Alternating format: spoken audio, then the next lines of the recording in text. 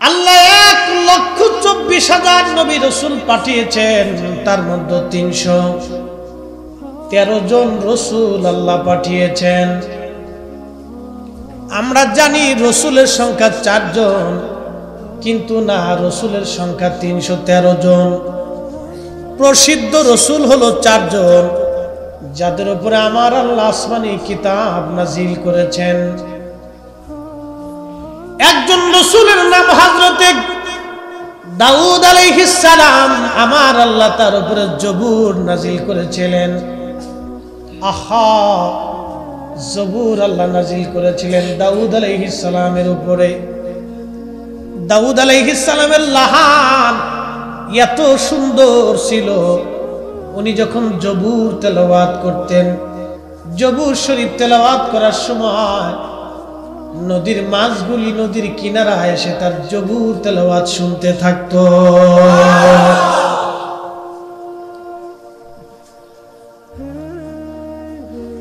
এত সুন্দর লাহান আল্লাহ দাউদকে দিয়েছিলেন। জবুর শরীফ যখন তেলাওয়াত করতেন হযরত দাউদ, এতই সুন্দর লাহান, এতই সুন্দর কণ্ঠ। হযরত জবুর আলাইহিস সালাম, হযরত দাউদ আলাইহিস সালাম পবিত্র জবুর শরীফ যখন পড়তেন, আকাশের পাখিরা গাছের ডালে ডালে তারা বসে থাকতো। বনের পশু পাখিগুলি এসে কাতার দিয়ে বসে বসে জবুর শুনতো। কোন কোন বর্ণনার ভিতরে আসে, জবুর শুনতে শুনতে পশুরা পর্যন্ত কলিজা ফেটে মারা যাইতো। আল্লাহর ভয়ে চিৎকার মেরে জোরে বলবেন কি সুবহানাল্লাহ। জবুর শরীফ তেলাওয়াত করতেন দাউদ আলাইহিস সালাম, এত সুন্দর লাহান আল্লাহ দিয়েছিলেন। সুবহানাল্লাহ কি বাড়ি যাইয়া সুবহানাল্লাহ। আচ্ছা একটু কথা বলি তো, যার তেলাওয়াত শুনে, লাহান শুনে, কণ্ঠ শুনে পশুরা পর্যন্ত মরে যাইত, জায়গা ছাড়তো না। কথা বুঝেন নাই মনে হয়? পশুরা মরে যাইত, জায়গা ছাড়তো না, শুনতে শুনতে মারা যাইত। ওই লাহানে, ওই জবুর তেলাওয়াতের ধাক্কা সহ্য করতে না পেরে কলিজা ফেটে মারা যাইত। এত সুন্দর লাহান আল্লাহ দিয়েছেন। নবীর লাহান যদি এটা হয়, তাহলে এবার বলেন তো আমাদের নবীর লাহানটা কেমন ছিল? না হয় নাই? আরো জোরে, আরো জোরে। জান্নাতে আমার নবীজি তেলাওয়াত করবে, নবীজির তেলাওয়াত শুনে কোটি কোটি বছর পার হয়ে যাবে। তাহলে আল্লাহর লাহান কেমন, কত সুন্দর! এই সুন্দরের কোনো শেষ আছে? দুনিয়ার এক সাধারণ গানের জন্য পাগল হয়ে যায়, দুনিয়ার কণ্ঠের জন্য পাগল হয়ে যায়, কিন্তু আমার আল্লাহ পাক দাউদ আলাইহিস সালামকে এমন সুন্দর লাহান দিলেন। আমাদের কত গায়করা গান গায়, কত কবিরা কবিতা গায়, কত সুন্দর সুন্দর গান আমাদের দেশে আছে, দেশাত্মবোধক গান। মাঝি বায়া যাও রে ওয়াকুল দরিয়ার মাঝে, আমার ভাঙা নায় রে মাঝি বাইয়া যাও রে। এই যে বাটিয়ালি টান, টান দিলে আপনাদের কলজের ভিতরে ধাক্কা লাগে। কি কথা করলে? তার মানে বোঝা গেল সুর এটা আলাদা জিনিস, এটা আল্লাহ প্রদত্ত একটা নিয়ামত। কথা কোন ঠিক কিনা? এটা আল্লাহ প্রদত্ত একটা নিয়ামত। আরে আমার নবীর দরবারে সাহাবী হাসান বিন সাবিত নবীজির সামনে দাঁড়াইয়া পবিত্র মিম্বরে দাঁড়ায় দাঁড়ায় নাতে রাসূল গাইতেন, ইন্নাকা উলিতা মুবাররান মিন কুল্লি আইব কাআন্নাকা খুলিকতা কামা তাশা। ওয়াদাম্মাল ইলাহু ইসমান নবী বিইসমিহি ইযা ক্বালা ফিল খামসি মুআদ্দিন নাশহাদ ইন্নাকা উলিতা মুবাররান মিন কুল্লি আইব। ও নবী, আপনি দুনিয়াতে আসছেন, আপনার জীবনে কোনো আইব নাই, কোনো ত্রুটি নাই, কোনো খাতা নাই, কোনো দোষ নাই, কোনো ভুল নাই। চিৎকার মেরে বলা যাবে কি ইয়া রাসূলুল্লাহ? ভুল আছে? আছে। আমাদের দেশে একদল আছে যে কুমিল্লা বরুরাতে বাড়তেছে না, যে বাড়তেছে, জায়গায় জায়গায় মাদ্রাসা মক্তব মসজিদ বানাইতেছে। তারাবির নামাজ 8 রাকাত। ওরা মনে করছে একবারে বিরুষ্ট হয়ে গেছে। তারাবির নামাজ 12 রাকাত ছিল, ওরা 8 রাকাত বানায়। 20 রাকাত ছিল, ওরা 8 রাকাত বানায় 12 রাকাত চুরি করে নিচ্ছে। যে জোরে কোন কত রাকাত চুরি হয়েছে? 12 রাকাত। মসজিদে জুতা চোর আর নামাজ চোরের মধ্যে তফাৎ আছে? বরং নামাজ চোরটা হলো ভয়ঙ্কর চোর। জুতা গেলে জুতা পাবেন, কিন্তু মাহে রমজানের এক রাকাত নামাজ চলে গেলে আর কোনোদিন পাবেন না। ভয়ঙ্কর চোর। এই জাতের মৌলবীরা বলে নবীজির জীবনে ভুল হইতো। High high high. 1450 বছর আগে সাহাবী বলেন ইন্নাকা উলিতা মুবাররান মিন কুল্লি আইব। ওগো নবীজি, আপনার জীবনে কোনো ভুল নাই,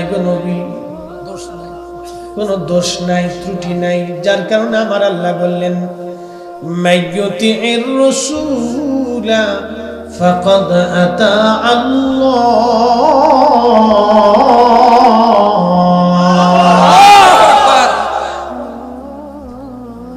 আল্লাহ বলেন আমার নবীর অনুসরণ করলেই আমি আল্লাহর অনুসরণ করা হয়ে যায়। নবীর অনুসরণ করলে আল্লাহর অনুসরণ হয়ে যায়। যার অনুসরণ করলে মালিকের অনুসরণ হয়ে যায়। তার জীবনের মধ্যে কোনো ত্রুটি ছিল না, ভুল ছিল না। যারা ভুল ধরবে ওরাই হলো ইহুদিদের দালাল। হাত উঁচু করে বলেন ঠিক না বেঠিক? সন্দেহ নাই।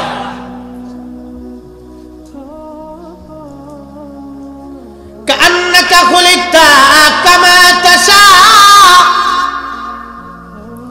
কি মারিফতের কথা! হাসান বিন সাবিত বলেন হুজুর, আপনার সুরতি অবয়ব তৈরি করার আগে আমার মালিক আমার আল্লাহ আপনার সাথে পরামর্শ করে নিয়েছিল। তোরা দেখে যা আমেনা মায়ের কোলে, তোরা দেখে যা আমেনা মায়ের কোলে, শ্বেতা পূর্ণিমারি চাঁদ দোলে, তোরা দেখে যা আমেনা মায়ের কোলে। সন্দেহ আছে? ও মুসলমান, মনোযোগ লাগা। এরপরে নবীজিকে হাসান বিন সাবিত বললেন ইয়া রাসূলুল্লাহি, নবী গো, কান্নাকা খুলিকতা কামা তাশা। কোন সুরত তৈরি করার আগে আল্লাহ পরামর্শ করেছিল আপনি নবীর সাথে। ওয়াদাম্মাল ইলাহু ইসমান নবী বিইসমিহি ইযা ক্বালা ফিল খামসিল মুআজ্জিন আশহার। আপনার নামকে আল্লাহ কেমন করে সমুন্নত করেছে। প্রতি জায়গায় আপনি নবীর নাম আল্লাহ দিয়েছে। আজানে দিয়েছে, একামতে দিয়েছে, তাশাহুদে দিয়েছে, খুতবায় দিয়েছে, কোরআনে দিয়েছে। এমন কোন জায়গা নাই আল্লাহর নামের পাশে আপনি নবীর নাম লেখা না আছে। জোরে বলা যাবে কি মারহাবা।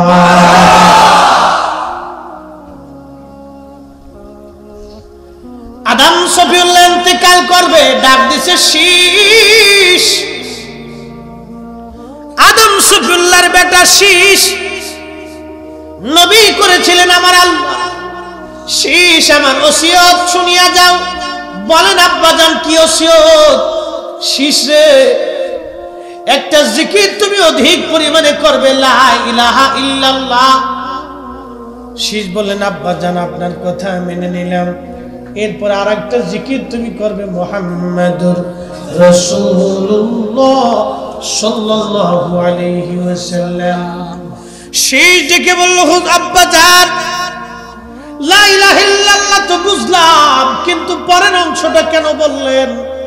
বলে বাবা শীষে শোন, আমি আদম যখন জান্নাতের মধ্যে ছিলাম, জান্নাতের গম্বুজে গম্বুজে, জান্নাতের ঘরে ঘরে, দেওয়ালে দেওয়ালে, জান্নাতের ইটে ইটে, জান্নাতের প্রত্যেকটা পাথরে আর পাথরে, গাছের পাতায় আর পাতায় আমি আদম শফিউল্লাহ এই নাম আল্লাহ নামের পাশে লেখা দেখেছি।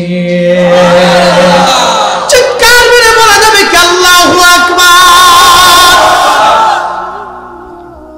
তুমি মোদের আশার আলো, তাই তো তোমায় বাসি ভালো বলেন, তুমি মোদের আশার আলো, তাই তো তোমায় বাসি ভালো।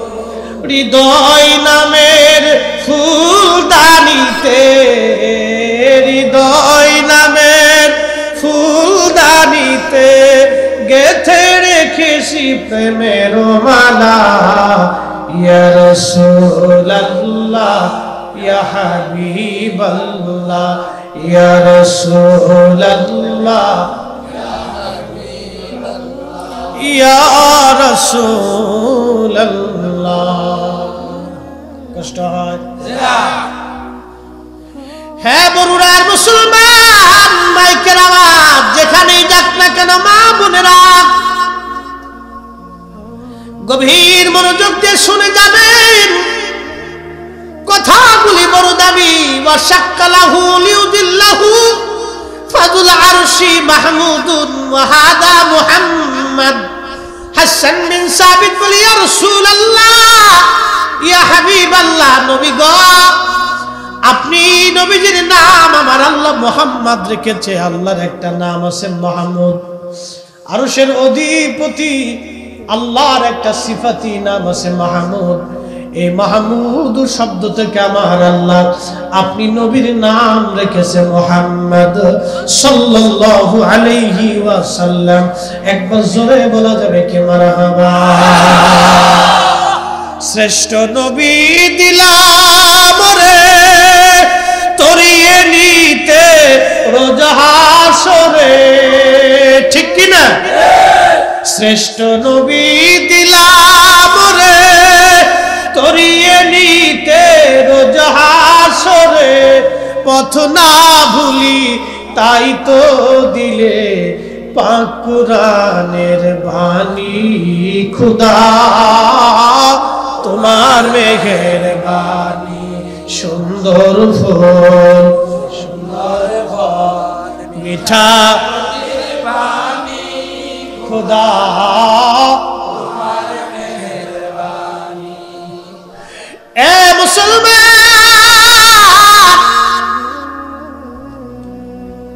আল্লাহর নাম মাহমুদ, মাহমুদ শব্দ থেকে নবীর নাম রাখলো মুহাম্মদ।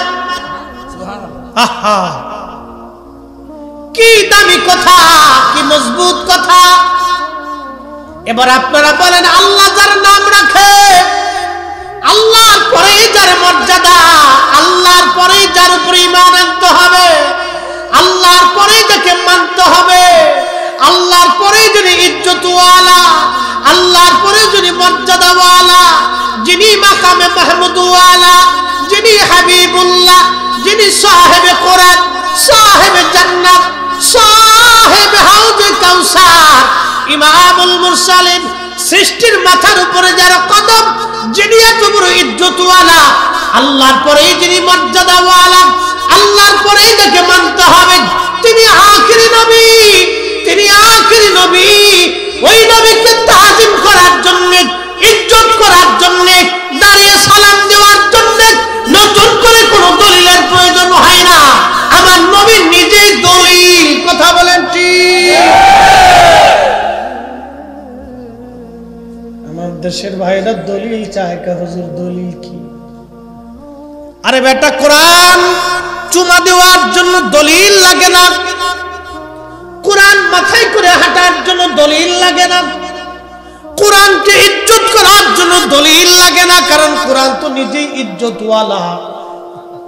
আমার নবী তাজিম করার জন্য দলিল দরকার নাই, কারণ আমার নবী নিজেই ইজ্জতওয়ালা।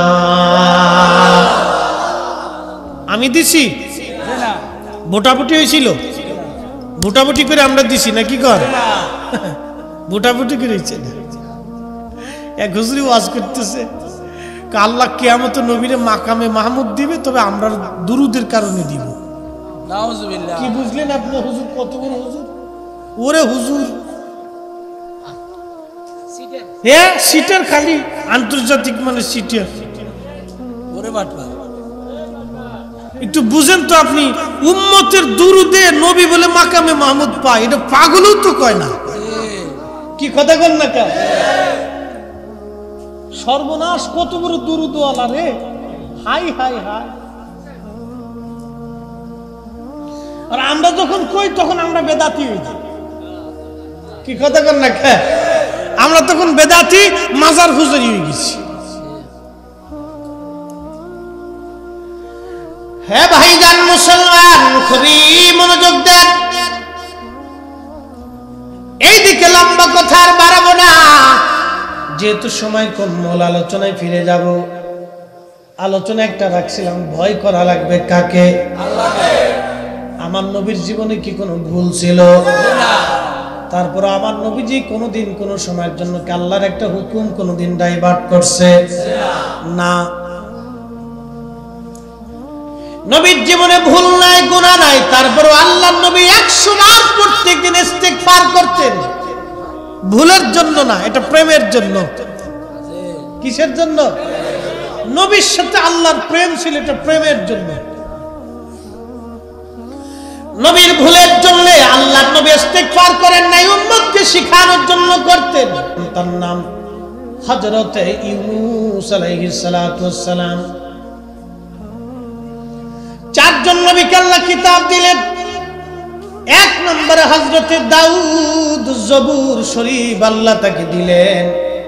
2 নম্বরে হযরত মুসা কালিমুল্লাহ, আমার আল্লাহ তাকে তাওরাত কিতাব দিলেন। 3 নম্বরে ঈসা রূহুল্লাহ, আমার আল্লাহ তাকে ইনজিল দিলেন। 4 নম্বরে রাহমাতুল লিল আলামিন, আমার আল্লাহ তাকে কোরআনুল কারীম আমার আল্লাহ তাকে দিলেন। জোরে বলবেন কি মারহাবা! জোরে বলেন, কোরআন কার কালাম? আল্লাহ।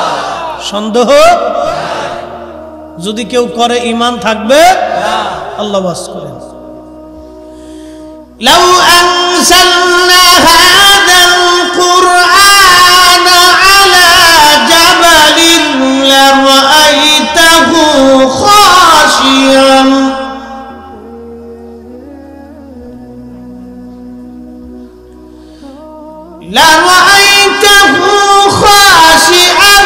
মুতাশাদ্দিআন মিন খাশিয়াতিল্লাহ।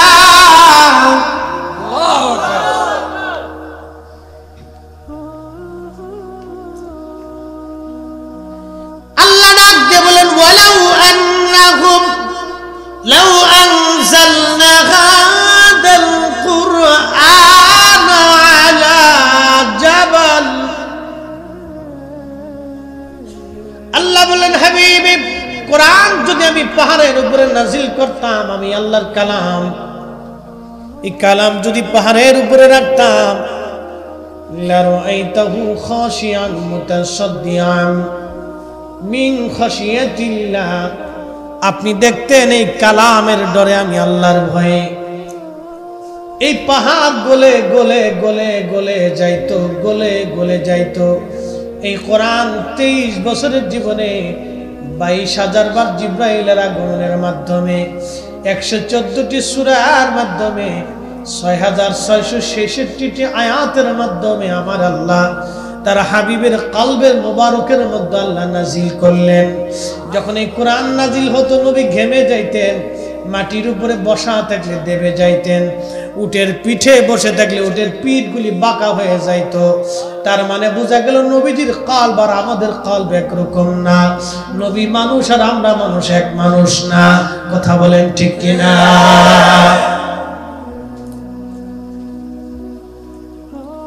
ওরা কোরআন পড়ে কিন্তু কোরআন বুঝে না। নবী মানুষ, আমরাও মানুষ, এক মানুষ না। এই কোরআন আমার আল্লাহ নাজিল করলেন তার হাবিবের উপরে। হযরত ইউনূস আলাইহিস সালাম একজন আল্লাহর নবী। বর্তমান ওমান নদীর বর্তমান ওমানের সাগরের পার নিনুয়া নামক এলাকাতে আল্লাহ তাকে পাঠাইলেন। প্রায় সেখানে 1 লক্ষের উপরে মানুষ ছিল। কোন কোন বর্ণনায় 1.5 লক্ষ, কোন কোন বর্ণনায় 1,70,000 মানুষ ছিল এই জনপদে। নিনুয়াতে আল্লাহ হযরত ইউনূস আলাইহিস সালামকে পাঠিয়ে বলেন, ইউনূস তুমি তাদের মাঝে কালেমার দাওয়াত তুমি পৌঁছায় দাও। এই দাওয়াত এখনো আছে, কিয়ামত পর্যন্ত দাওয়াত থাকবে। ঠিক কি না? খাজা মাইনুদ্দিন চিশতি আজমেরি সেঞ্চুরি দাওয়াত দিয়েছে। তার এক দাওয়াতে 1 কোটি মানুষ কালেমা পড়েছে। কথা বলেন ঠিক? হুজুর গাউসে পাক মহিউদ্দিন আব্দুল কাদের জিলানী আল বাগদাদি আল হুসাইনি রাহিমাহুল্লাহ দাওয়াত দিয়েছেন। অসংখ্য বেঈমান কালেমা পড়ে মুসলমান হয়েছে। অসংখ্য পথভুলা মানুষ পথের সন্ধান পেয়েছে। কথা বলেন ঠিক কিনা? খাজা বাহাউদ্দিন নাশমান বুখারী, মুজাদ্দিদ আল ফিসানি, সিরহিন্দি, ফারুকি, শাহজালাল ইয়ামানি, মুজাররিদি দাওয়াত দিয়েছে। কোটি কোটি মানুষ কালেমা পড়েছে। আল্লাহ কোরআনে বলে, ওয়ালতাকুম মিনকুম উম্মাতুন ইয়াদউনা ইলাল খায়রি ওয়া ইয়ামুরুনা বিল মা'রুফি ওয়া ইয়ানহাউনা আনিল মুনকার। আল্লাহ ডেকে বললেন, হাবিব আমার বান্দাদের ভিতরে এমন একদল বান্দা থাকবে যারা মানুষের মাঝে ভালো কাজের দাওয়াত দিবে। ওয়ায়ামুরুনা বিল মা'রুফ, মানুষের মাঝে তারা ভালো কাজের দাওয়াত দিবে। ওয়ায়ানহাউনা আনিল মুনকার, খারাপ কাজ থেকে আমার আল্লাহ ফিরায় রাখবে। খারাপ কাজ থেকে তারা ফিরাইবে। ও বাজান, আজকের মাহফিল একটা দাওয়াত। এই দাওয়াতের মাধ্যমে আমরা মানুষদেরকে ভালো কাজের দিকে দাওয়াত দিতে ডাকা হয়েছে। কথা বলেন ঠিক কিনা? এটাও আজকে একটা দাওয়াত। এই দাওয়াতের মাধ্যমে মানুষদেরকে ভালো কাজের দিকে ডাকবো। হযরত ইউনূস আলাইহিস সালাম দাওয়াত দিলেন, বছরের পর বছর ধরে দাওয়াত দিলেন, কিন্তু মানুষ তার দাওয়াত কবুল করল না। ইউনূস আলাইহিস সালাম বেজার হয়ে গেলেন। এত বছর ধরে দাওয়াত দিলাম, ওরা দাওয়াত মানল না, তাহলে কি করা যায়? আল্লাহর পয়গম্বর ডাকতে বলেন, ও নিনওয়াবাসী তোমরা শোনো গো, আগামী 3 দিন পরে তোমাদের উপর আল্লাহর গজব আসবে। মুখা চলে গেছে। মুখা কি গেছে? কিরারে নাম দিছিল আল্লাহ জানে। মুখা আমাদের দেশে কারো নাম যদি মুখা হয়ে থাকে তো তার বিপদ আছে। কি বাংলাদেশে কত পাগল আছে দেখে। ওই রাত্রিবেলা একটা জন্ম নিছে, এটার নাম মুখা রেখে দিয়েছে। হ্যাঁ, দেখেন পাগল কত কোয়ালিটির আছে। আচ্ছা রাখে রাখে, যার যার ফুলাফালির ব্যাপার হেতাই বুঝো, মনোযোগ দেন। রাখিয়ে লাইছে মুখা। এরপরে আবার আরেকটা বলে আসতেছে, ভারত মহাসাগরের ভিতরে এটা ঘুরপাক খাইতেছে। কোন দিক দৌড় দিবে তার হিসেব ঠিক নেই। নতুন আরেকটা আসতেছে, ফ্যাবিয়ান না কি যেন আরেকটা নতুন আরেকটা আমদানি হয়েছে আর কি। শোনেন, আল্লাহ আমাদেরকে ভালোবাসে। কিন্তু আমাদের কারণে আল্লাহ আমাদের উপর এগুলি বিপদ চাপায়। কথা কোন ঠিক কিনা? এটা আমাদের ভুলের জন্য। মনোযোগ দেন, মানব জাতির জন্য। হযরত ইউনূস আলাইহিস সালাতু ওয়াস সালাম বহু বছর ধরে দাওয়াত দিলেন, কিন্তু মানুষ তার দাওয়াত কবুল করলো না। ইউনূস আলাইহিস সালাতু ওয়াস সালাম মন বেজার হয়ে ওই নিনুয়া থেকে রওনা দিয়ে ইউনূস আলাইহিস সালাম বলেন, ও নিনুয়াবাসী, আজকে বহু বছর দাওয়াত দিলাম, তোমরা দাওয়াত মানলে না। তাহলে শোনো গো নিনুয়াবাসী, আগামী 3 দিন পরে তোমাদের উপরে খোদার গজব আসবে, তোমরা রেডি হইও। এই নিনুয়ার মানুষ খোদার গজব পাওয়ার ভয়ে 3 দিন পরে দেখলো আকাশ জুড়ে মেঘ, প্রচন্ড তর্জন গর্জন, মাথার উপরে খোদার গজব ঘুরপাক খাইতেছে। নিনুয়ার মানুষ তখন চলে গেল ওই এলাকার একজন মুরব্বী আলেম ছিল, বয়স্ক আলেম। আমরা অনেক সময় বয়স্ক আলেমদেরকে ডাক মানে মর্যাদা দেই না। আমরা মনে করি ঈশ্বর বয়স হয়ে গেছে, রিজেক্টেড হয়ে গেছে। আমরা বুড়া মানুষের দাম দেই না। অনেক সময় মনে করি বুড়া মানুষের আর তো কোনো ভ্যালু নাই, এটা বুড়া হয়ে গেছে। বাংলা একটা প্রবাদ আছে, পুরান চাল ভাতে বলে। কি চাল? পুরান চাল ভাতে বলে। এই বুড়াটির কি দাম দেখেন, এই বুড়াটির কি দাম দেখেন।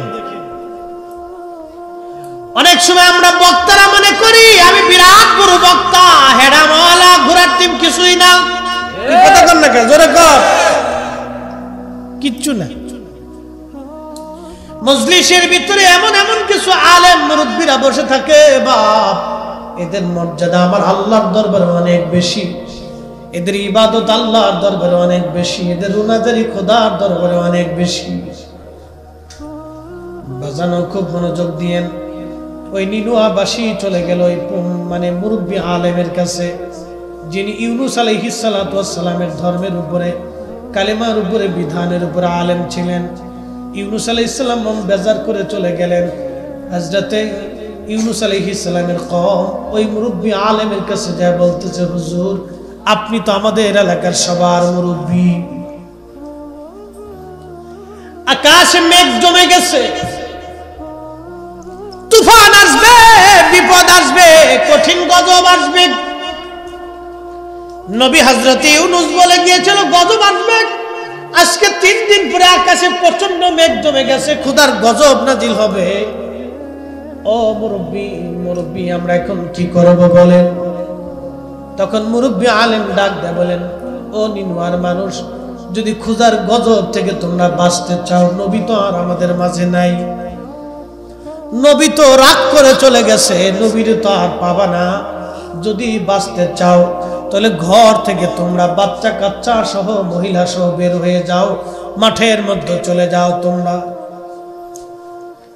তোমাদের উট, দুম্বা, ছাগল, ভেড়া, গরু, ছাগলগুলি, হাঁস, মুরগিগুলি, কবুতরগুলি তোমরা নিয়ে যাও। ওই মাঠের মধ্যে নিয়ে তোমরা বাচ্চা কাচ্চাদেরকে আলাদা করে দাও, মহিলাদেরকে আলাদা করে দাও।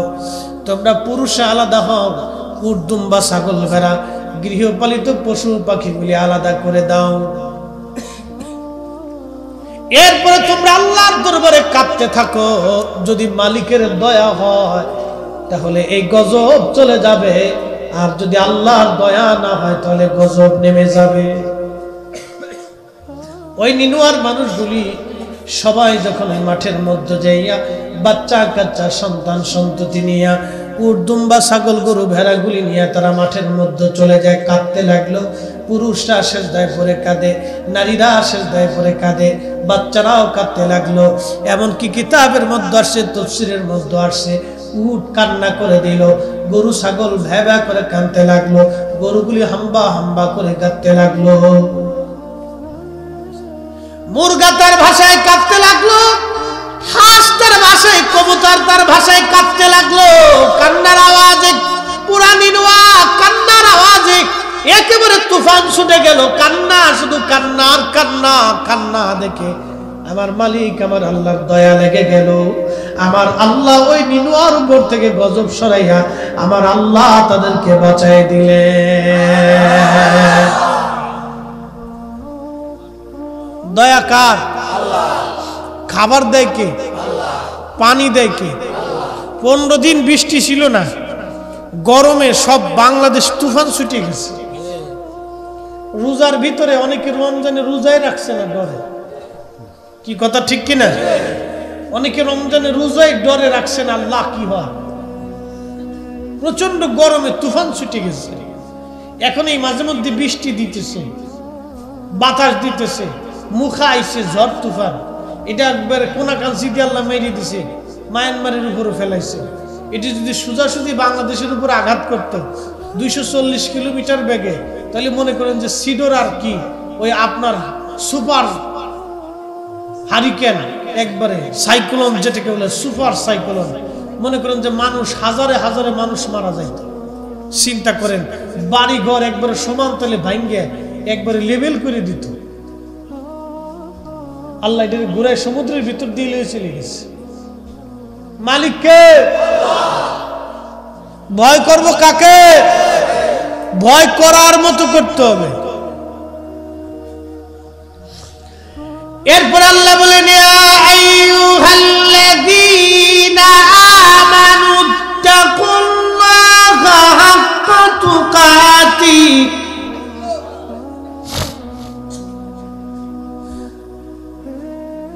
হাক্কা তুকাতিহি ওয়া লা তামুতুন্না ইল্লা ওয়া আনতুম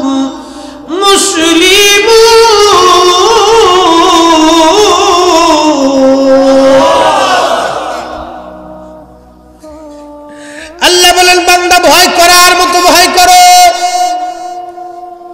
এখন ভয় করার মতো ভয় করতে হলে কি নামাজ পড়া না নামাজ ছাইরা? যে বেটা ঘুষ খায় সে বেটা আল্লাহরে ডরায়, ডরায় না। যে বেটা ঘুষ খায় বেটা আল্লাহরে ডরায়।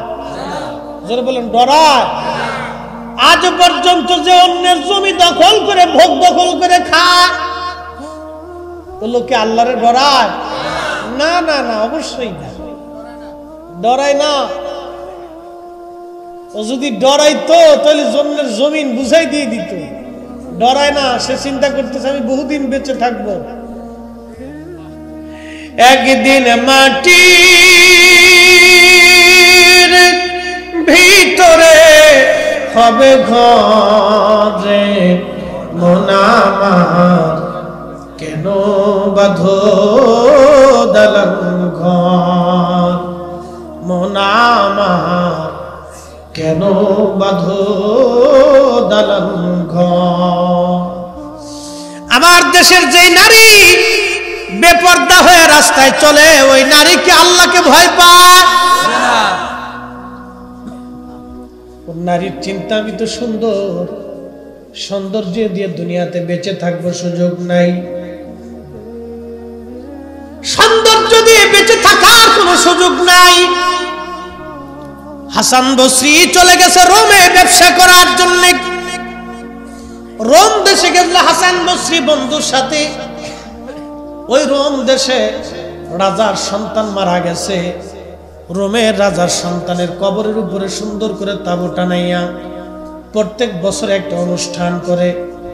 এই কবরের চারপাশ দিয়ে একদল নারী আসলো। এই নারীরা ঘুরলো আর কাঁদতে লাগলো। হাসান বসরি দেখতে লাগলেন, কি যেন তাদের ভাষায় বললো আর কাঁদলো। ওই সুন্দরী রূপসী নারীরা চলে গেল।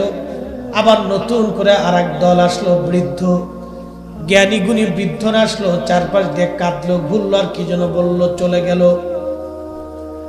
হাসান বসরি বললেন, দুনিয়ার মানুষ, আমার জীবন পরিবর্তন আমি কেমনে করছি শোনো। এরপরে লক্ষ্য করলাম, আমি দেখি আর এক দল সৈন্য সামন্তরা আসলো অস্ত্র শস্ত্র নিয়ে। তারা চারপাশ দিয়ে প্যারেড করে করে কাঁদতে লাগলো আর কি যেন বললো, চলে গেল। এরপরে রাজা আর রানী দুইজনে আসলো, চারপাশ দিয়ে ঘুরতে লাগলো, কাঁদতে লাগলো আর কি যেন বলে বলে চলে গেল। আমি আমার বন্ধুকে বললাম, বন্ধু তুমি তো তাদের ভাষা জানো, বন্ধুরে তাহলে বলবা কি এই মানুষগুলি কবরের চারপাশ দিয়ে ঘুরে ঘুরে চলে গেল, কাঁদতে লাগলে, বিষয়টা কি বলো? তখন হাসান বসরির বন্ধু ডাক দেয়, বলো বন্ধুরে, এই কবরটা হলো এই রোম সাম্রাজ্যের বাদশার ছেলে, একটা মাত্র সন্তান, তার ছেলেটা মারা গেছে। মারা যাওয়ার পরে এই রোম রাজ্যের সবচেয়ে সুন্দরী মেয়েদেরকে নিয়ে আসা হলো। এই কবরের চারপাশ দিয়ে ঘুরিয়ে ঘুরিয়ে মেয়েরা কাঁদতে লাগলো আর বলতে লাগলো, ও যুবরাজ, সৌন্দর্য দিয়ে যদি পৃথিবীতে তোমাকে বাঁচানো যাইতো, তাহলে আমরা এই রোম রাজ্যের সমস্ত সুন্দরীরা আমাদের সৌন্দর্য দিয়ে হলো তোমাকে বাঁচানোর চেষ্টা করতাম, কিন্তু তোমাকে এমন একজন মালিক নিয়ে চলে গেছে, এমন একজন মালিক তোমাকে নিয়ে চলে গেছে, যার কাছ থেকে এই সৌন্দর্য দিয়ে ফিরানোর কোনো সুযোগ নাই। কথা বলেন ঠিক কিনা? ভাই বন্ধু আপনজনা সঙ্গে তোমার কেউ যাবে না রে, ও তোর খালি হাতে একা পথে, খালি হাতে একা পথে যাইতে হবে মন বেরি, দেখ না মন ঝাঁক মারিয়ে দুনিয়াদারি, ও তোর পিছে পিছে ঘুরছে সমন। কথা বলেন ঠিক কিনা?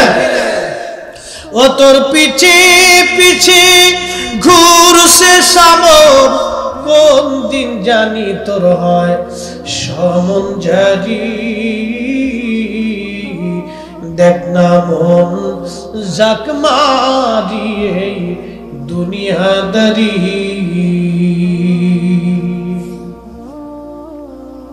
কষ্ট হয়? থাকবেন আর কিছু সময় থাকবেন?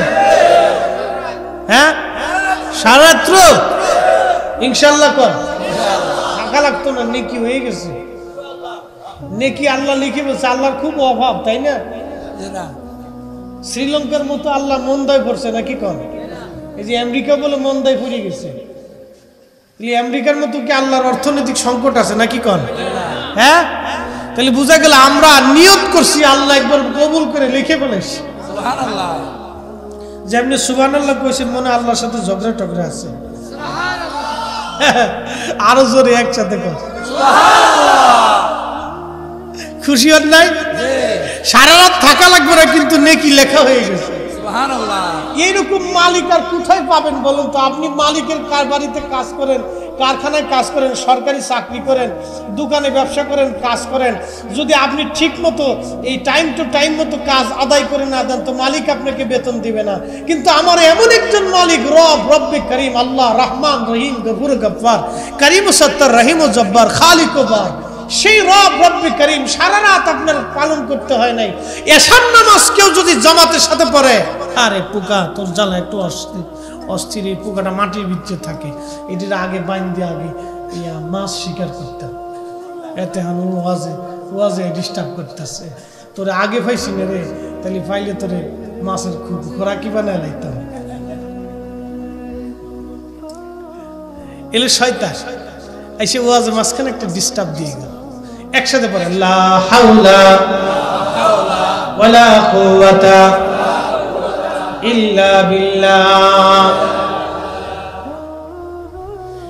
আল্লাহ কত বড় দয়াবান! আপনি এশার নামাজ পড়ে জামাতের সাথে এশার নামাজ পড়ে ঘুমাবেন, ফজরের নামাজ আপনি জামাতের সাথে পড়বেন, আপনি ঘুমাইলেন, ঘুম আপনার হবে কিন্তু নেকি বন্ধ হবে না, ফেরেশতাদের কলম চলা বন্ধ হবে না। আপনি ঘুমাইছেন কিন্তু আমার আল্লাহ সারা রাত্র জেগে থাকার ইবাদত করার নেকি আমার আল্লাহ আপনার আমল নামায় লিখে দিবে। এরকম মালিক পৃথিবীতে আর আছে? নাই। কাজ করেন নাই কিন্তু বোনাস দিয়ে দিছে। এইরকম মালিক আর নাই, কাজ করেন নাই কিন্তু বোনাস দিয়ে দিছে আল্লাহ। সেই রব, সে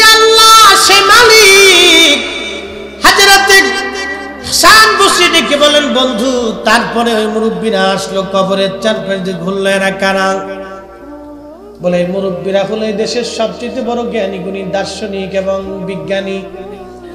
এরা চারপাশ দিয়ে কবিরাজ ডাক্তার ঘুরে ঘুরে বললো, যুবরাজ, যদি জ্ঞান আর মেধা দিয়ে তোমাকে বাঁচানো যাইতো তাহলে আমরা জ্ঞান আর মেধা দিয়ে তোমাকে বাঁচানোর চেষ্টা করতাম, কিন্তু তোমাকে এমন একজন মালিক নিয়ে চলে গেছে যে মেধার জ্ঞান দিয়ে তার কাছ থেকে ফেরানো সম্ভব না। ওই মালিকের নাম কি? জোরে বলে।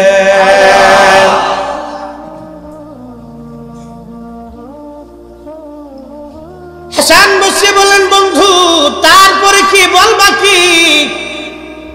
বন্ধু ডাক দিয়ে বলেন, হাসান, তারপরে যে সৈন্যরা ঘুরে ঘুরে কেঁদে কেঁদে সৈন্যরা মাস করে করে চলে গেল, এরা কারা? এরা এই রোম রাজ্যের সবচেয়ে চৌকস সেনা দল, কমান্ডো সৈন্য, শক্তিশালী সেনা দলেরা। বন্ধুরে, এই কবরের চারপাশ দিয়ে ঘুরে ঘুরে তারা বলে গেল, যুবরাজ, যদি রণকৌশল দিয়ে অস্ত্র শস্ত্র দিয়ে তোমার মরণ ঠেকানো যাইতো, যুবরাজ, আমরা কমান্ডোরা আমাদের সমগ্র রণকৌশল আর চেষ্টা দিয়ে অস্ত্র দিয়ে তোমাকে ফেরানোর চেষ্টা করতাম, কিন্তু তোমাকে এমন একজন নিয়ে চলে গেছে যার কাছ থেকে ফেরানোর মতো কোনো সুযোগ শক্তি আমাদের নাই। বলেন ওই রবের নাম কি? আমরা কার কাছে যাব? দুনিয়াতে থাকার কোনো সুযোগ আছে কি বাপ? আল্লাহ ওয়াজ করলেন, কুল ইন্নাল মাউতাল্লাযী তাফিরুনা মিনহু ফাইন্নাহু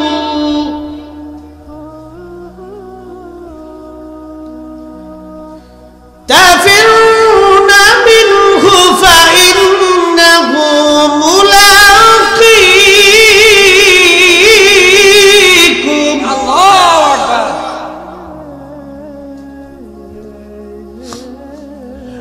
ثم تردون إلى عالم الغيب والشهادة।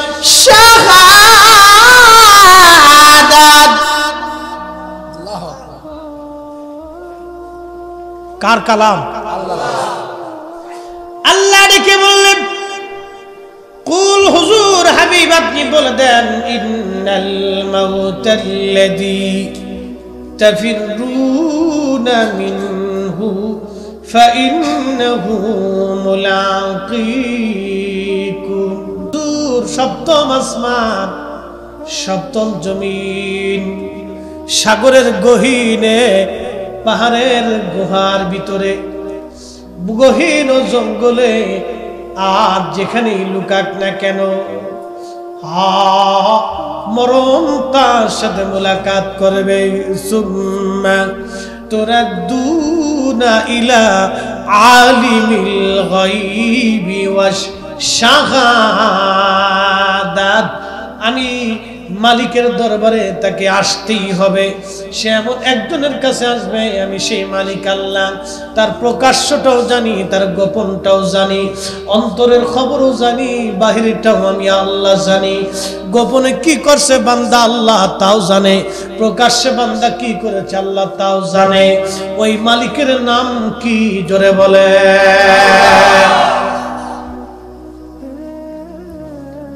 হাসান বসরি ডেকে বললেন, বন্ধু তারপরে ওই রাজা চারপাশ দিয়ে ঘুরলো, রানী আর রাজা বিষয় কি বলো? হাসান বসরি ডেকে বলে, বন্ধুরে, ওই রাজা আর রানী চারপাশ দিয়ে ঘুরে ঘুরে বলল, সন্তান, তুমি আমাদের কলিজার টুকরা ছিলে, যদি রোম রাজ্য দিয়েও তোমাকে বাঁচানো সম্ভব হতো, রোম রাজ্যের সব কিছু দিয়ে হলেও তোমাকে বাঁচিয়ে রাখতাম, কারণ এই রাজত্বের চাইতে তুমি সন্তানের মায়া আমাদের কলিজায় বেশি ছিল। কিন্তু আমি মা, আমি বাবা আজকে দিশেহারা হয়ে গেছি। তোমাকে এমন একজন মালিক নিয়ে চলে গেল, যে মালিকের কাছে, মালিকের সাম্রাজ্যের কাছে আমি রোম রাজ্যের সাম্রাজ্য বড় অসহায়। কুলিল্লাহুম্মা মালিক মালিকাল মুলকি তুতিল মুলকা মান তাশা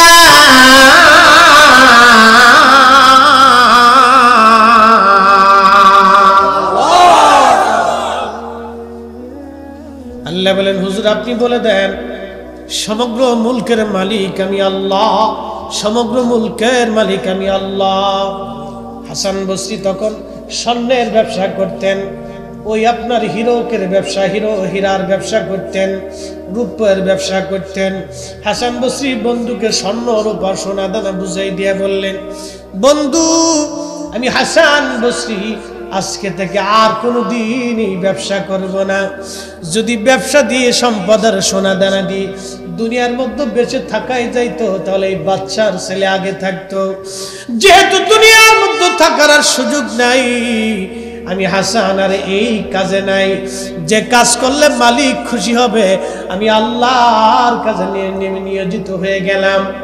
হাসান মুশরিক দুনিয়ার সব কিছুকে লাথি মেরে ফেলে দিয়ে আল্লাহর ইবাদত নিজেকে নিয়োজিত করে দিয়ে পৃথিবীর সর্বশ্রেষ্ঠ আলেমের একজন আলেম হয়ে গেলেন, দুনিয়ার সর্বশ্রেষ্ঠ জাহিদের একজন জাহিদ হয়ে গেলেন। আর কোনদিন তিনি ব্যবসা বাণিজ্য করেন নাই। একবার জোরে বলা যাবে কি মারহাবা। তেলের গাড়ি তেলে চলে, হাওয়ার গাড়ি হাওয়ায় চলে, তেলের গাড়ি তেলে চলে, হাওয়ার গাড়ি হাওয়ায় চলে, বিনা তেলে চালায় গাড়ি নবী সুলাইমান। সেই মুসলমান আমরা, সেই মুসলমান। মসজিদের জুতা চুরি করে নিয়ে যাই, সুদের ব্যবসা করি, ঘুষের কারবারি করি, মানুষের মাথায় বাড়ি দেই, মানুষের মাথায় কাঁঠাল ভেঙে খাওয়ার চিন্তা করি। কথা কোন ঠিক কিনা? আল্লাহ বলেন ওয়ালা তামুতুন্না ইল্লা ওয়া আনতুম মুসলিমুন। মুসলমান না হয়ে কিন্তু মইর না, মুসলমান না হয়ে মইর না, মুসলমান না হয়ে মইর না, মুসলমান না হয়ে মইর না। মুসলমান হয়ে কবরে যাও, মুসলমান হয়ে কবরে যাও। ওই কবর প্রত্যেক দিন আমাদেরকে ডাকে, কবর প্রত্যেক দিন ডাকে আর বলে হে বান্দা আমি সাপ বিচ্ছুর ঘর, আমি আগুনের ঘর, আমি নির্জন ঘর, আমি একাকিত্বের ঘর। বান্দা বুঝে আসো আমি আমার কাছে, বুঝে আসো আমি আমার কাছে। আমি কবরের কাছে তুমি বুঝে সুঝে আসো, আমি কবরের কাছে তুমি সামানা নিয়ে আসো। এই সামানার নাম কি আল্লাহ কোরআনে বললেন ওয়াল্লাযীনা আমানু ওয়া কানু ইয়াত্তাকুন।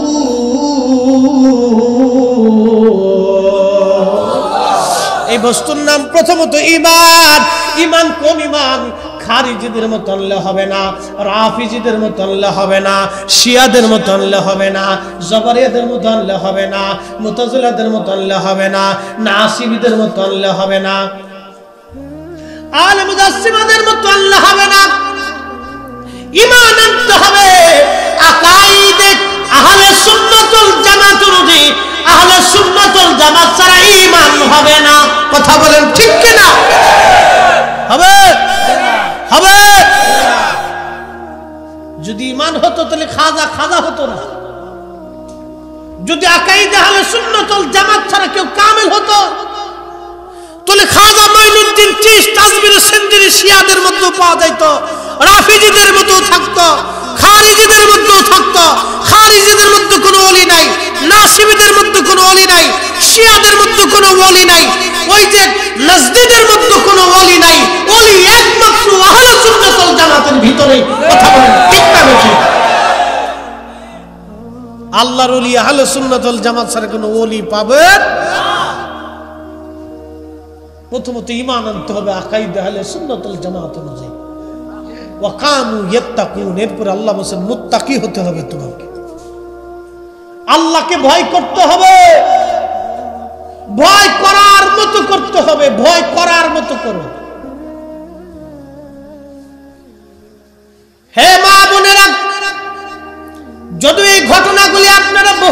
শুনেছেন, তারপর আমি বলে দিয়ে যাই কিভাবে আল্লাহকে ভয় করা লাগবে।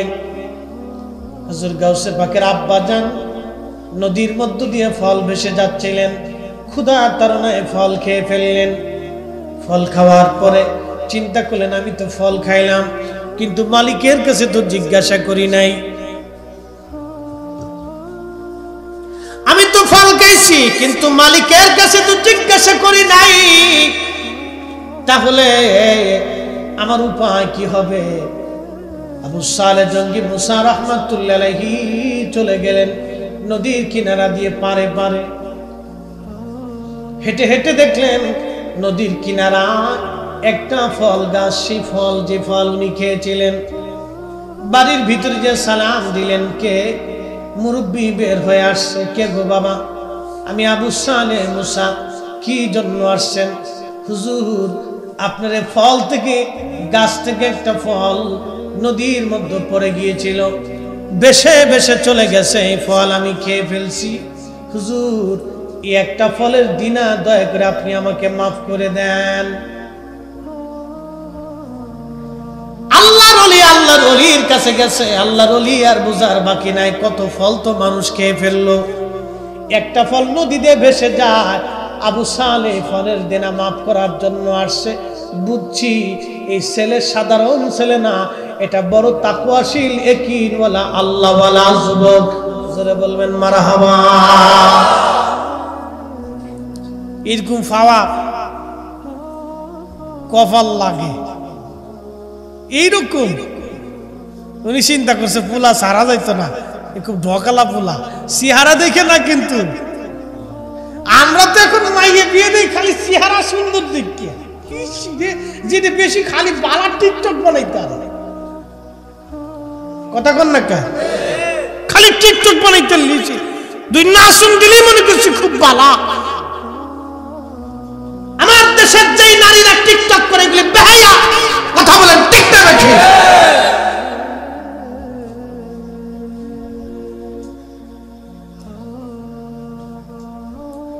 হযরত আবু সালেহ মুসা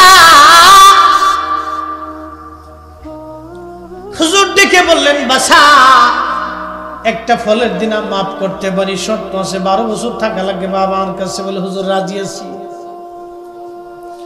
12 বছর ধরে হুজুরের কাছে রইলেন। হুজুরের তাহাজ্জুদের পানি জোগাড় করে দেয়, হুজুরের খেদমত করে, বাড়ির কাজ কারবার করে দেয়। কিন্তু বাড়ির মধ্যে একজন যুবতী মহিলা ছিল, নারী ছিল, কোনদিন বাড়ির কামলাটাও দেখে নাই। একবার জোরে বলবেন কি মারহাবা। হযরত আবু সালেহ জঙ্গি মুসা রাহমাতুল্লাহ আলাইহি 12 বছর পরে হুজুর 12 বছর পার করছি, ফলের দেনা কি মাফ করে না? তা হয় নাই। আমার ঘরে একটা মেয়ে আছে, অন্ধ, ল্যাংড়া, কানা, বোবা, এই মেয়ে বিয়ে করা লাগবে তোমার। বলে হুজুর তাতেও রাজি আছি, তবে মাফ হবে নি? বলে হ্যাঁ তোমার মাফ হয়ে যাবে। বিয়ে হয়ে গেল, বাসর করে গেছে বিবি দেখার জন্য। যায় দেখলেন সুন্দরী রূপসী একজন মহিলা ঘরের মধ্যে বসে আছে। বের হয়ে দৌড় মারছে। শ্বশুর আব্বা ডাক দে, বলে আবু সালেহ দৌড়াও কেন? বলে হুজুর আপনি না বললেন ল্যাংড়া, কানা, বোবা, ঘরের মধ্যে দেখি সুন্দর একটা মহিলা বসে আছে, উনি কি আমার স্ত্রী? বলে হ্যাঁ রে আবু সালেহ, উনি তোমার বিবি। ও আবু সালেহ, তবে শোনো, আমি অন্ধ, ল্যাংড়া, কানা কেন বলেছিলাম? আমার এই মেয়েটা জীবনে কোনোদিন বেগানা পুরুষের চেহারা দেখে নাই। হ্যাঁ হইছে না? আরো জোরে কর। জীবনে কোনোদিন বেপরদা অবস্থায় ঘর থেকে বের হয় নাই। আবু সালেহ রে, আমার এই মেয়েটা জীবনে কোনদিন কোন বেগানা পুরুষের সঙ্গে কথা বলে নাই, জন্য ল্যাংড়া, কানা, বোবা বলছি। মহিয়সী নারীর গর্ভে যিনি দুনিয়াতে এসেছিলেন তিনি হুজুর গাউসে পাক মহিউদ্দিন আব্দুল কাদের জিলানী মুরাকাবার মধ্যে বসে বসে বসে বসে লৌহে মাহফুজের পৃষ্ঠা দেখতে পারতেন। তিনি মহিউদ্দিন আব্দুল কাদের জিলানী। একবার জোরে বলবেন কি মারহাবা। কষ্ট হইতেছে? হ্যাঁ, বুঝে যান মাটা কেমন ছিল আর বাপটা কেমন ছিল, কেমন মা ছিল আর কেমন বাপ ছিল। আর আমরা দেশের বেটিতে খালি টিকটক বানানোর দান্দা, ফেডের ভিতরে বাচ্চা লইয়ে দিন বুঝিয়ে নাটক দেখতেছি, ফেডের তে বেরোয় আসার পরে ওই টিকটক শুরু করে দেয়। আসতে বলেন কেন, জোরে বলেন। জাতি কি আশা করবে বলেন তো?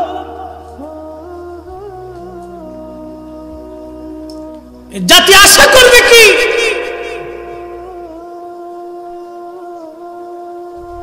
বড়ুরার মুসলমান, এইদিকে আল্লাহ কথা বাড়াবো না, মূল আলোচনার দিকে ফিরে যায়। হযরতে ইউনূস আলাইহিস সালাম তিনি রওনা করে রাগ করে চলে আসলেন। খোদার গজব আসলো, নিনুয়াবাসী কান্নাকাটি করে গজব সরাই দিল। গজব কেন আসে আল্লাহ বললেন, যহারাল ফাসাদু ফিল বাররি ওয়াল বাহরি বিমা কাসাবাত আইদিল নাস। আল্লাহ বললেন জলে আর স্থলে বিপদ, মহা বিপদ কেন আসে? এগুলি মানুষের দুহাতের রুজি। বাজান মনে কিছু নিবেন না, এখন আমাদের দেশে সারা পৃথিবীতে একটা মহামারী চলে, মহামারীর নাম হলো ডায়াবেটিস। জোরে কন, মনে কিছু নিয়েন না, ভালো মন্দ সবারই আছে। এই ডায়াবেটিসটা আমাদের পৃথিবীতে একটা নীরব আল্লাহর গজব। এত ওষুধ খায় কিন্তু সারে না, শেষ হয় না, সাইরে যাবে না, একবার ধরলে আর এটা যায় না শরীর থেকে। নীরব মহামারী, নীরব গজব আল্লাহর, বুঝার উপায় নাই। সারা পৃথিবীতে চলতেছে, সারা পৃথিবীতে চলতেছে এই মহামারী। নীরব পৃথিবীর কোটি কোটি মানুষ এই রোগে আক্রান্ত, কোটি কোটি মানুষ এই রোগে আক্রান্ত হয়ে গেছে। নাম হলো ডায়াবেটিস। হার্টের সমস্যা, প্রেসারের সমস্যা, এই রোগগুলি আমাদের শরীরের ভিতরে দিন দিন দানা বাঁধতেছে। বাবা মুসলমান, খুব মনোযোগ দিয়ে কথাগুলি শুনে যান। হযরত ইউনূস আলাইহিস সালাতু ওয়াস সালাম তিনি চলে আসলেন ওই জাতি থেকে, নিনুয়া এলাকা থেকে। কিন্তু নিনুয়াবাসী কান্নাকাটি করে খোদার গজব আল্লাহ উঠিয়ে নিলেন, পরিত্রাণ পাইলেন তারা। কিন্তু ইউনূস আলাইহিস সালাতু ওয়াস সালাম একটা খাতা করে ফেলেছিলেন। খাতাটা কি? আল্লাহ পাক তাকে হুকুম দেন নাই তুমি নিনুয়া থেকে চলে যাও। উনি ওনার ইচ্ছায় রওনা দিয়েছিলেন, আল্লাহর ইচ্ছায় উনি আসেন নাই। আমার দিকে তাকান। এখানে যদি আমি বলি যে মাগরিবের নামাজ কয়জন পড়েন নাই, তো বহু আছে মাগরিব পড়ে নাই কিন্তু ওয়াজ শুনতেছে। আমি শরম দিব না, বুঝার জন্য বলতেছি। যদি বলি এখানে এই ফজরের নামাজ কয়জন পড়েন নাই, তো বহু আছে ফজর পড়ে নাই কিন্তু ওয়াজ শুনতেছে। কথা বলেন ঠিক কিনা? শরম দিব না, শরম লজ্জার কিছু নাই, বুঝার জন্য বলতেছি। আমরা জীবনে এত ভুল করলাম, এত আল্লাহর হুকুম অমান্য করলাম, জীবনে আল্লাহ একটা মুহূর্তের জন্য আমাদের সামনে থেকে খাবার কেড়ে নেয় নাই, একটা দিনের জন্য অক্সিজেন বন্ধ করে নাই, বাতাস বন্ধ করে দেয় নাই, বৃষ্টি বন্ধ করে দেয় নাই, মাছ বন্ধ করে নাই, ফল বন্ধ করে নাই, খাবার বন্ধ করে নাই। ওই রহমানের নাম কি? সন্দেহ?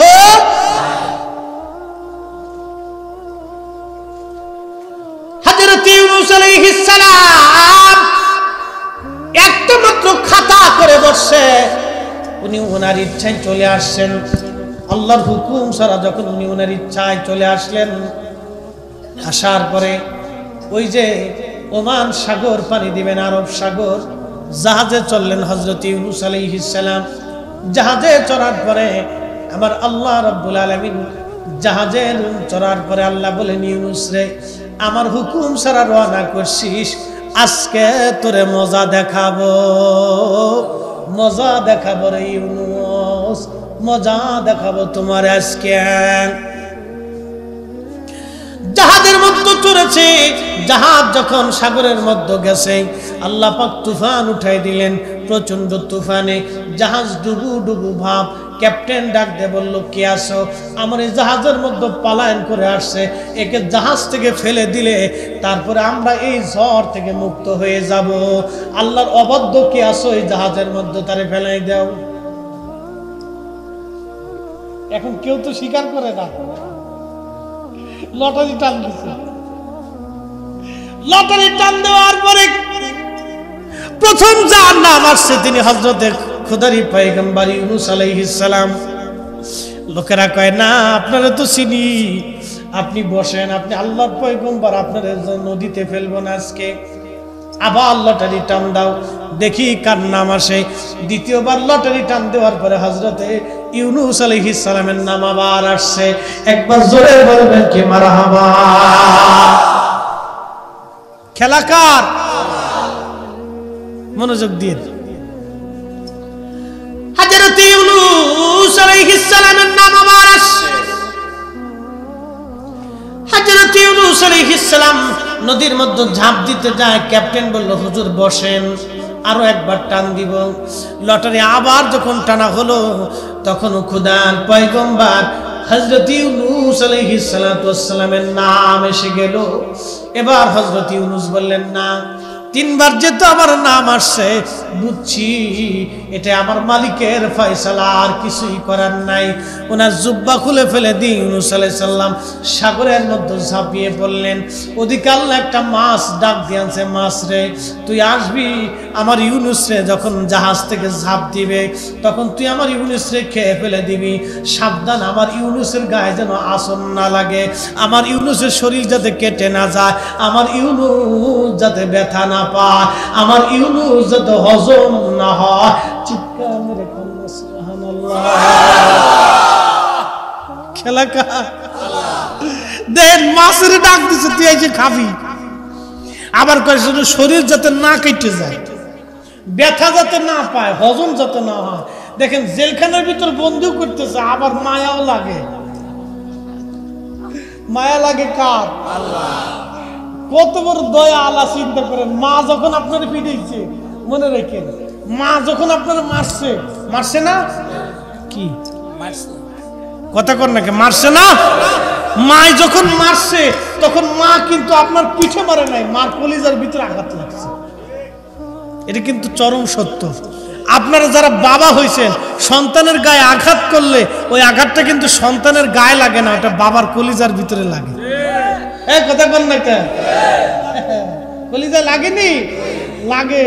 তা আপনার দয়া বেশি না আল্লাহর বেশি? মার বেশি না আল্লাহর বেশি? 99 গুণ আল্লাহর দয়া বেশি।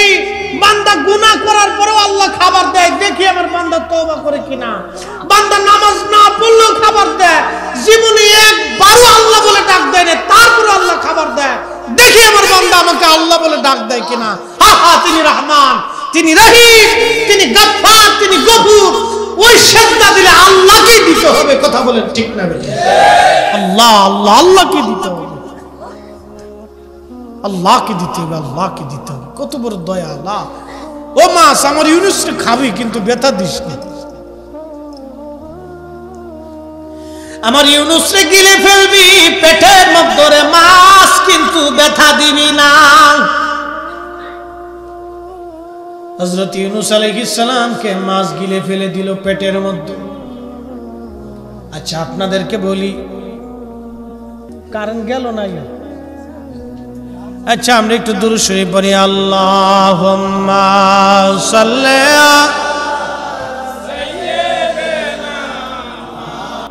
আলা লা ইলাহা জোরে লা ইলাহা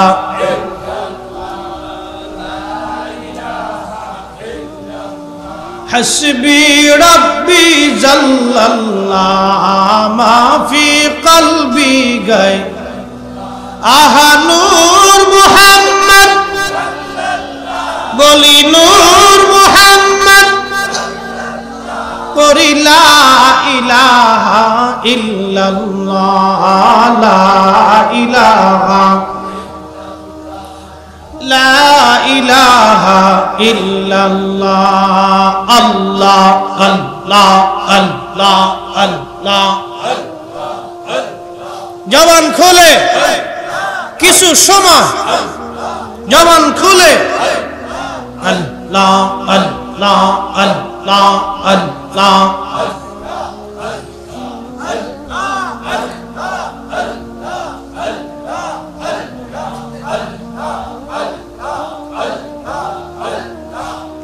Allah Allah Allah Allah Allah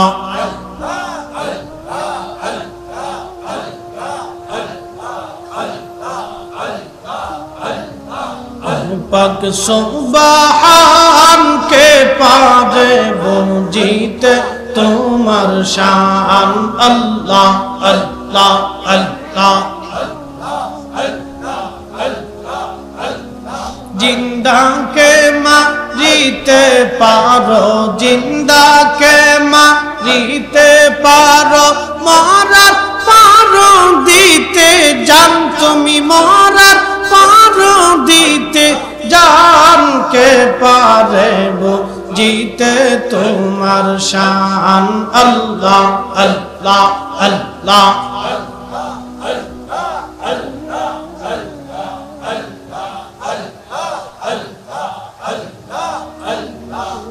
পাক সুবহান কে পারে বুঝিতে তোমার শান আল্লাহ আল্লাহ আল্লাহ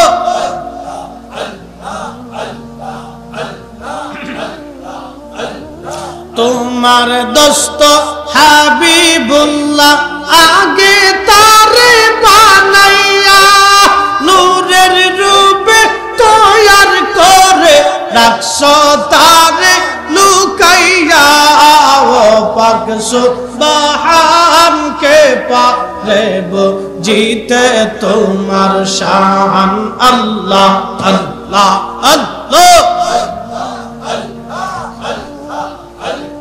জিন্দা কে মারিতে পারো জিন্দা কে মারিতে পারো মরার পারো দিতে জান তুমি মরার পারো দিতে জান কে পারে বুঝিতে তোমার শান আল্লাহ আল্লাহ আল্লাহ পাক সুবহান কে পারে বুঝিতে তোমার শান আল্লাহ আল্লাহ 1,24,000 পয়গম্বর বানাইয়া তোমার দোস্ত হাবিবুল্লাহ রাখছো তারে লুকাইয়া ও পাক সুবহান কে পারে বুঝিতে তোমার শান আল্লাহ আল্লাহ আল্লাহ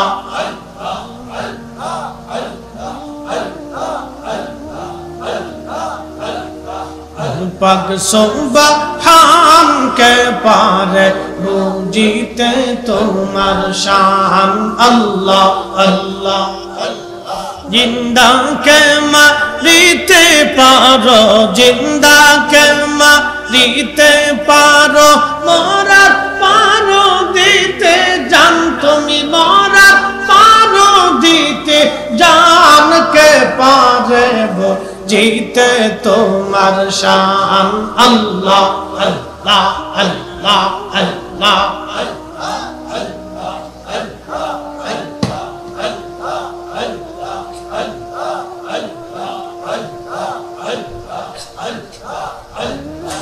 আদম হাওয়া তৈয়ার করে জান্নাতেতে রাখিলা কোন কারণে আদম হাওয়া দুনিয়াতে ফালাইলা जो পাক সুবহান কে পারে বুঝিতে তোমার শান আল্লাহ আল্লাহ আল্লাহ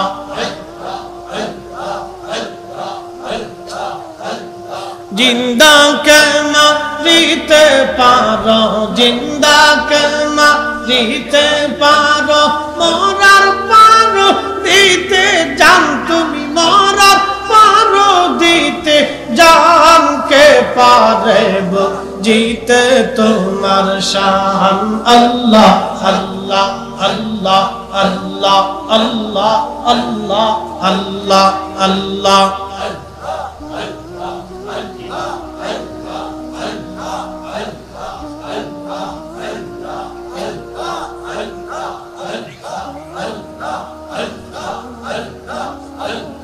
জিন্দা কে মারিতে পারো, জিন্দা কে মারিতে পারো, মরার পারো দিতে জান তুমি, মরার পারো দিতে জান, কে পারে জিতে তোমার শান।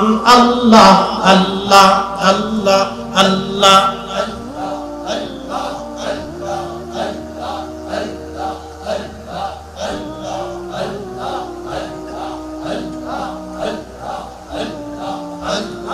Allah Allah Allah Allah Allah Allah Allah Allah Allah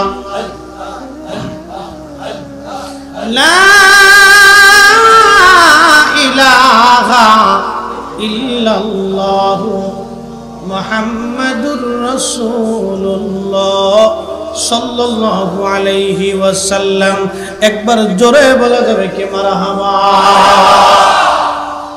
হযরত ইউনূস আলাইহিস সালামের কথাগুলি বলছিলাম, শেষ করে দিব, লম্বা কথা বাড়ানো যাবে না। মাছের মধ্যে, পেটের মধ্যে আল্লাহ ইউনূস আলাইহিস সালামকে নিয়ে গেলেন। মাছের পেটের মধ্যে চলে যাওয়ার পরে এখন আপনাদেরকে প্রশ্ন করি, জবাব দিবেন। আমরা যেমন 3.5 হাত, ইউনূস আলাইহিস সালাম কি 3.5 হাত ছিল? উনি না হলেও তো 10 হাত লম্বা ছিল, বেশি হবে 10 হাত, মিনিমাম একটা 10 হাতে ধরলাম। 10 হাত লম্বা একজন মানুষকে খাওয়ার জন্য, তাহলে মাছটা কত বড় হবে একটু চিন্তা করেন। আল্লাহ পাক ওই মাছটাকে গিলে ফেলে দেওয়ার জন্য আরো আরেকটা মাছ আমার আল্লাহ সমুদ্র থেকে নিয়ে আসলেন।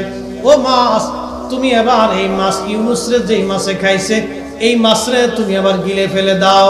একবার জোরে বলেন না সুবহানাল্লাহ।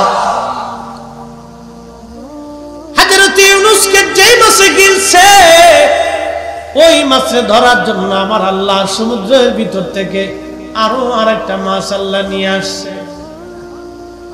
ওই মাছ আইনা ওই মাছটারে গিলে খেয়ে ফেললো। তাহলে এই মাছটা কত বড় হতে পারে? সমুদ্রের ভিতরে অনেক বড় বড় মাছের ভিতরে একটা মাছ আছে নীলতিমি।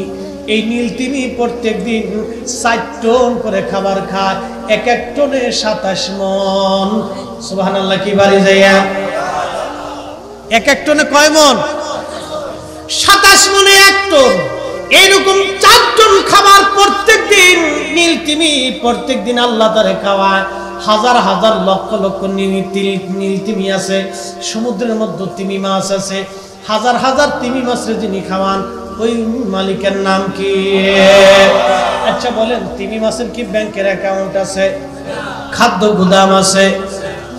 তিমির কিন্তু খাদ্য গুদাম নাই, ব্যাংকের অ্যাকাউন্ট নাই, আগামী দিনের জন্য খাবারও বাড়ি জমা করে নাই। ওরে প্রত্যেক দিন খাওয়াই কে? আমাদেরকে দেয় কে? তারপরও আমরা হালাল বস্তু বাদ দিয়ে ঘুষ খাই। ঠিক কথা কর না কে? হালালটা দিছে কে? তারপরেও আমরা ঘুষ খাই।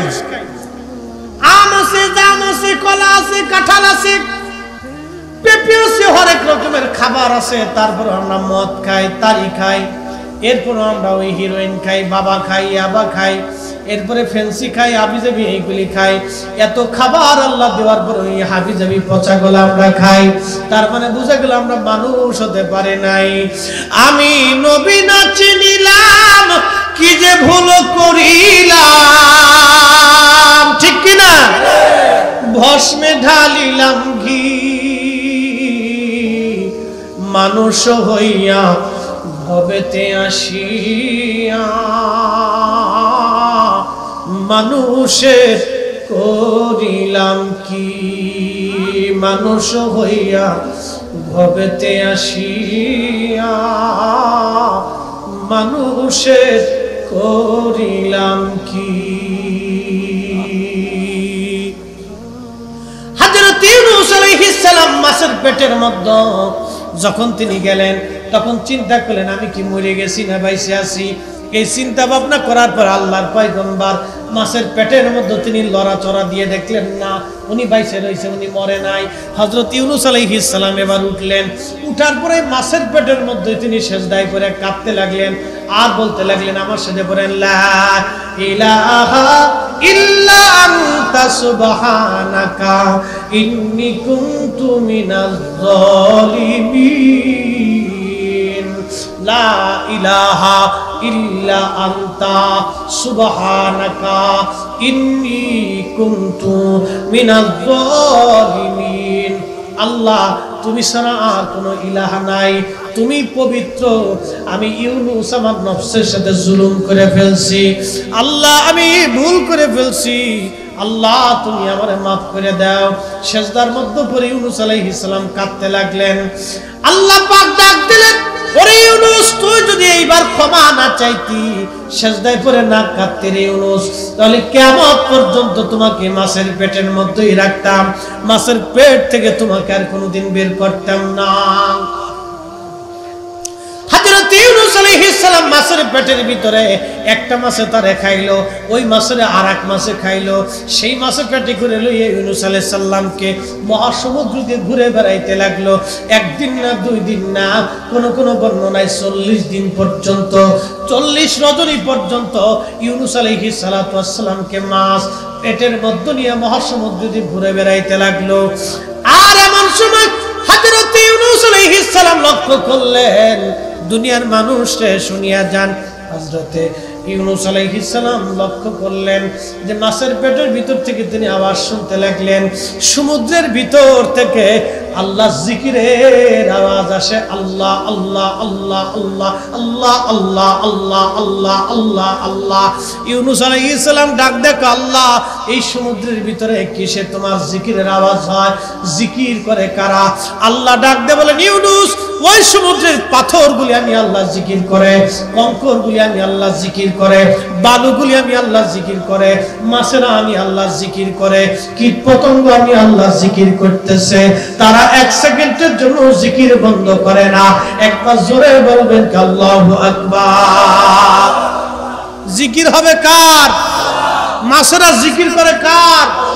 সমুদ্রের ভিতরে জিকির চলে, ভাইবেন না খালি গরুরাই জিকির চলতেছে। ওরা তো আমরা দলবদ্ধভাবে জিকির করলে ওরা তো বেদাত, ওর কপালে ঠাডা পড়ছে। কি কথা কন না কে? এই দুরূদ শরীফ কার জিকির? ও দুরূদ শরীফ আমরা মিলাদে দুরূদ পড়ি, এটা আল্লাহর জিকির, এটা আল্লাহ তার রাসূলের জিকির স্মরণ। এই জিকির চলবে সমুদ্রের ভিতরে, আল্লাহর জিকির চলে, হর হামেশা জিকির করে, মাছে জিকির করে, গাছে করে, তরুলতা পাতা করে, সমুদ্রের পাথর করে, কঙ্কর করে, কাকড়াই করে, বালুতে আল্লাহর জিকির করে। একসাথে জোরে বলবেন আল্লাহু আকবার। সারা সমুদ্রের ভিতর থেকে জিকিরের আওয়াজ আসতেছে। ইউনূস আলাইহিস সালাতু ওয়াস সালামের জিকিরের আওয়াজ শুনতেছে। তাহলে জিকির চলবে কার? আল্লাহ। আল্লাহ বলেন, ইউসাব্বিহু লিল্লাহি মা ফিস সামাওয়াতি ওয়া মা ফিল আরদ। আসমান জমিনের মধ্যে যা কিছু আছে সব আল্লাহ জিকির করে। আসমান জমিনের মধ্যে যা আছে সব আল্লাহ জিকির করে। একটা সেকেন্ডের জন্য জিকির বন্ধ হয় না। আল্লাহ আমাদের প্রত্যেকের জিকির করার তৌফিক দিক। সকলে বলেন আমিন।